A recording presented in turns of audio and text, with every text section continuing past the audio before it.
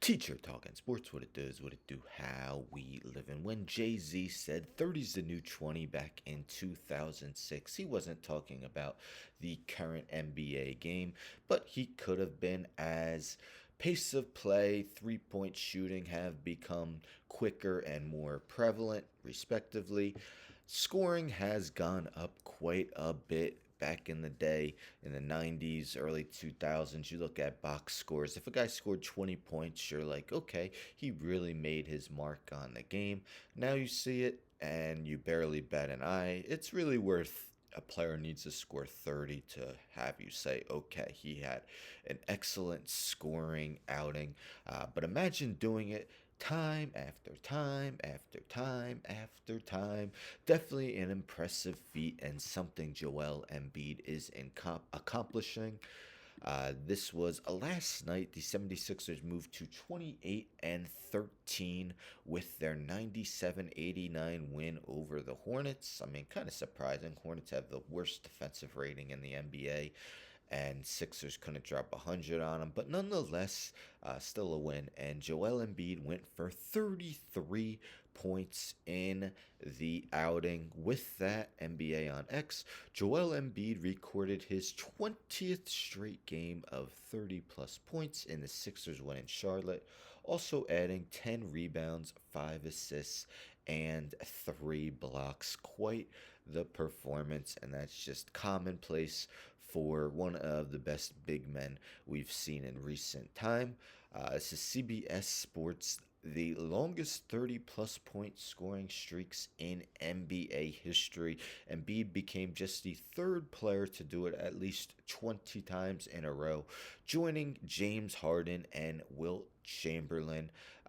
Chamberlain's name appears on here 4 times. He did it all with the Warriors, had 4 different streaks of at least 20 games with 30 plus points. James Harden accomplished it with the Rockets in the 2018-19 season with 32 straight games in a row. In the words of Cassie, though, Joel Embiid's got a long way to go if he wants to catch Chamberlain's record. 45 more games just to tie it, and not even 1/3 of the way there. I could probably do a 3-hour video on some of the records Wilt Chamberlain has that pretty much looks unbreakable. We look at that 20-game stretch.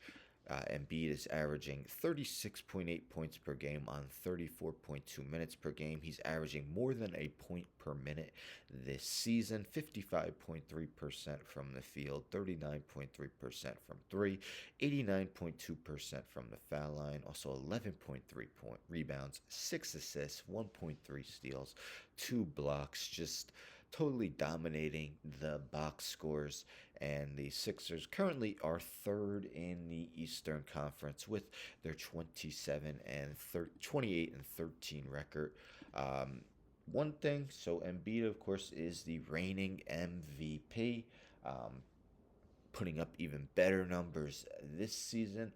Let's remember, though, that the NBA has instilled the 65 game minimum threshold, so a player needs to play at least 65 games in order to qualify for an award.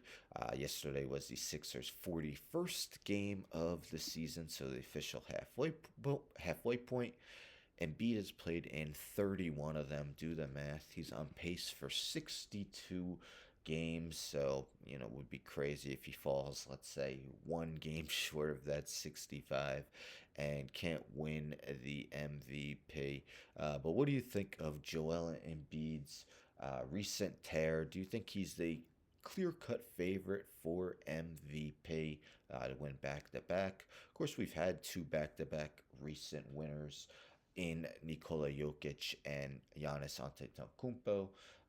Those 2 are still in the hunt, as is a Shai Gilgeous-Alexander. And do you think Joel Embiid can get the Sixers to at least the conference finals, something he has not experienced in his career after missing his first 2 seasons with injury? He is now currently in his 8th season, and again, still looking for, I would say, that completely dominant postseason series. and again to see his team reach the conference finals. Anyhow, don't forget to subscribe. Tell a friend to tell a friend to tell a friend to subscribe. Like the video, share the video, hit the bell for notifications. I'm out.